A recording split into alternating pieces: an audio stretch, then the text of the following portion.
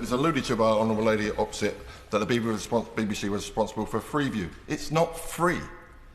You have to pay the tax to actually access other TV channels which are nothing to do with the BBC. And the younger generation, which is not actually represented very well in this chamber, do not watch the BBC anymore. So why should they pay tax? Yeah. Well, the right honourable gentleman makes a fair point. That's why we're having this consultation. No doubt he will contribute to it, but younger people, and especially people I've spoken to over the last year, don't understand why they have to pay for a service that they don't use. And I think it's only right that we look at whether criminalising whether criminalising people for non-payment of the TV licence fee is fair and proportionate. I don't think the government minister really believes in the licence fee at all. But the truth of the matter is, nothing in life is free. Gavin and Stacey doesn't come for free. Strictly doesn't come for free. Sherlock, any of the great drama, comedy or documentaries, wildlife documentaries at the BBC, none of that comes for free. It comes free to air because everybody pays in and everybody gets something in return. It's a fundamental part of the way that we do things in this country. And the problem is, if you pull at a snag in a jumper, you end up unravelling the whole thing.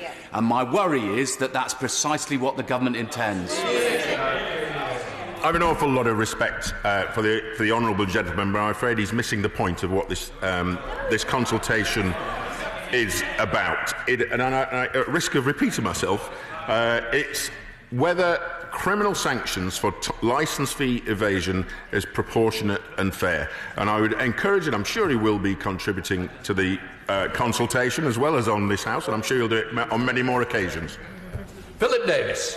Mr. Speaker, if the BBC is as popular and as value for money as the honourable lady opposite and others say it is, then surely it has nothing to fear at all from going to a subscription model, because presumably everybody will be queuing up to pay their subscription because it's such wonderful value for money. The reason why the BBC are petrified of abolishing the licence fees because it may emphasise how unpopular the BBC is and how few people actually want to contribute. So can I urge the Minister to not, although I welcome this consultation on decriminalisation, to go further and stop this unjustifiable tax on people that they have to pay whether they want to watch it or not, which is unsustainable in the long term because of modern technology.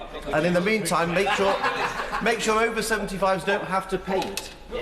Can I start by congratulating the honourable gentleman for his election onto the Select Committee. I know he's a huge fan of the British Broadcasting Corporation, and he's right. As we move forward into an increasingly digital age where there are more and more channels to watch and platforms to choose from, it's clear that many people consider it odd that you can be imprisoned effectively for not paying your licence fee. And on the over 75s free licence fees that he's just referred to, we do believe that is the responsibility of the BBC. Paisley. Thank you, Mr. Speaker. Isn't it a fact that the BBC has been great at undermining itself? It tells us that it cannot afford to spend £750 million on the licence fees for the over 75s, yet it can afford to pay 493 of its employees above their grade pay band. It can afford to pay 129 of them above the highest grade band, and it can only afford to pay 21 of them who are in the lowest grade band above their pay band. When is the Minister going to get this out-of-control broadcaster under control? Well, I think the BBC are very alive to this issue that the honourable gentleman raises. There have been a number of cases, really, in terms of pay equality that they're having to deal with, and I'm sure there will be many more of those cases going forward. But I'm sure he will also appreciate the BBC is operationally independent from government. James Scotland. Thank you, Mr. Speaker. Surely this is an incredible opportunity for the BBC. The licence fee restricts its paying base to the UK. If it had a subscription model, it could export to the entire world.